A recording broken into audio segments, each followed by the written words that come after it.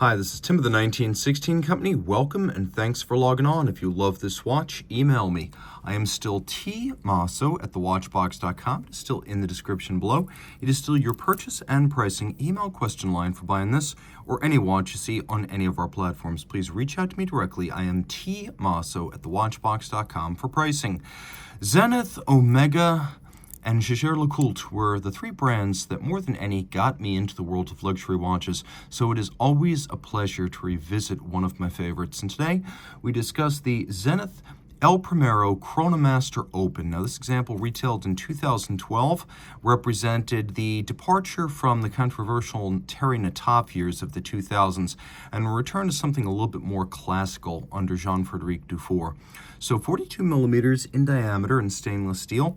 The watch measures a neither thick nor thin, 14.5 millimeters thick from lug tip to lug tip.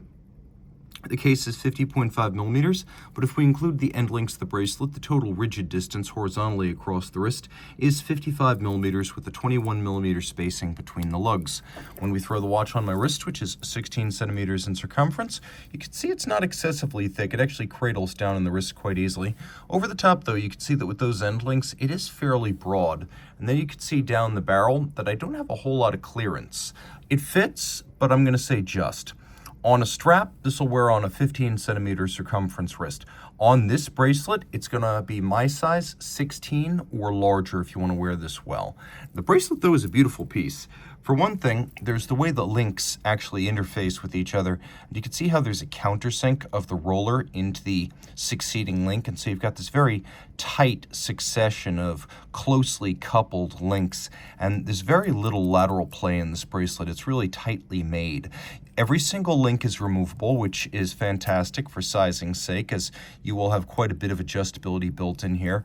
And a little bit like some Cartier bracelets, there's an inherent curvature that is molded into each one of these links, so it takes a very natural arc around your wrist. You can also see we have differential polish, satin, and high gloss, and then we've got a little bit of a taper down from the conforming end link that makes it to the case. Makes it to the case not quite Nautilus style, but it's sort of like a Rolex level of integration, where the link follows the slope of the lug and the curve of the case. Rolling around to the clasp, double folding, stainless steel like the watch, twin trigger release. So when closed, we have the Zenith logo and star. You have to press both triggers to pop this open, so you have a good degree of security on this sporty watch. What's known today as the modern Chronomaster case. You can see it's got polished flanks that are slightly rounded.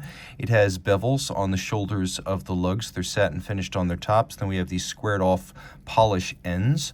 Rolling around to the crown side, we have traditional pump style pushers, a Zenith star logo on a push down crown. They did think of everything. There's a little kerf underneath to dig your nail in and more easily manipulate the crown. Despite having a push down crown, the watch is 100 meters water resistant, which you can see on the case back right here.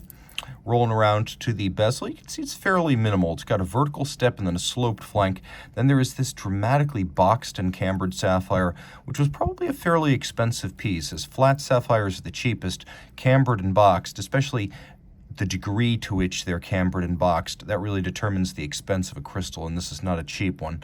The dial features a black base. We have some concentric scales outboard for the tachymeter, which along with the chronograph can be used to gauge the speed of an object being clocked.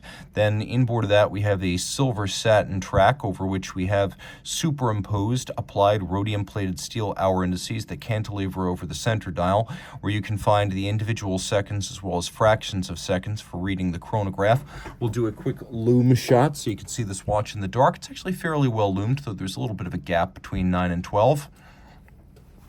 The watch features a power reserve indicator.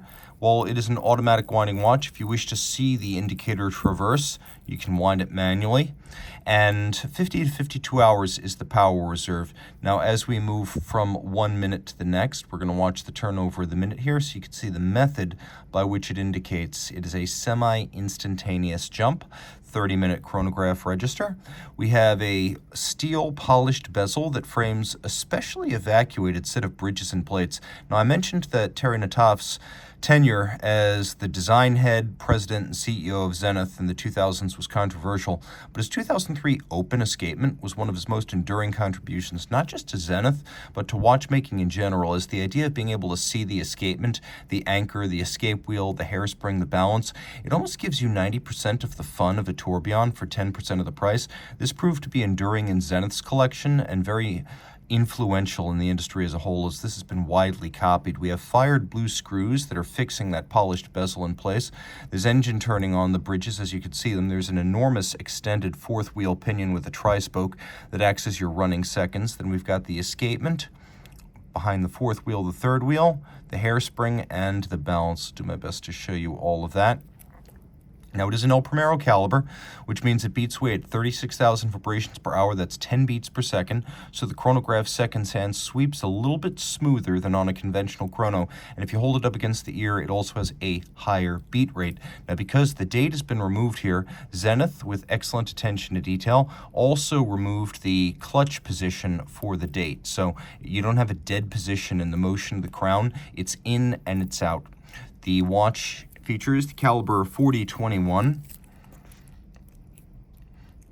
automatic winding with bidirectional winding action, 39 joules. You've got that 10 beat per second or 5 hertz beat rate, single barrel, a combination of blued screws and polished screws, with the polished screws generally used for adjustment and the blued screws,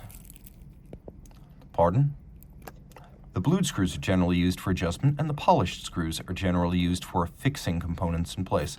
Because you can see the blue screw on the eccentric micrometric regulator. So blued screws where present represent adjustment screws, and polished screws are assembly screws. Rolling back, column wheel action, and a very crisp one. Column wheel visible right here, and a lateral clutch.